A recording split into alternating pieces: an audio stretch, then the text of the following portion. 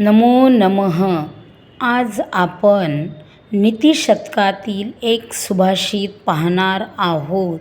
विद्या नाम नरस्य रूपम अधिकम प्रच्छन्न गुप्तम धनम. विद्या भोगकरी यशः सुखकरी. विद्या गुरुणाम गुरुः.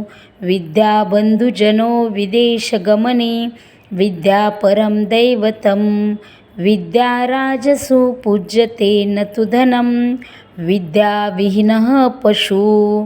विद्येशिवाय मनुष्य हा कसा पशु समान आहे हे या सुभाषितामध्ये सांगितले आहे. विद्या नाम नरस्य रूपम अधिकम. विद्या हे मनुष्याचे सौंदर्य खुलवते.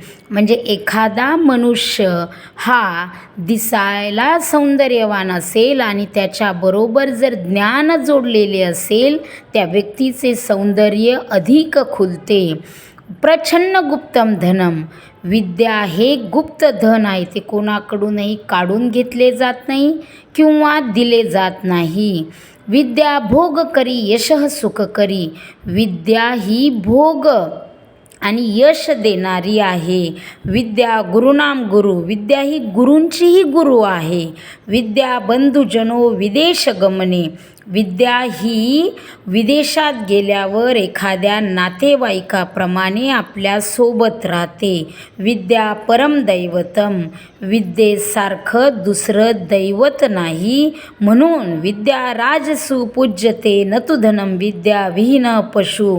म्हणून राजासुद्धा विद्येला पूजतो आणि न तु धनम, धनाला नाही तर विद्या विहीन पशु.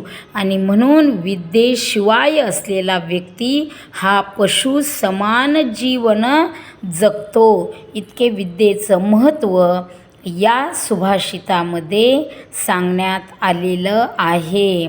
विद्येचं महत्त्व सुभाषितामध्ये सांगण्यात आलेलं आहे.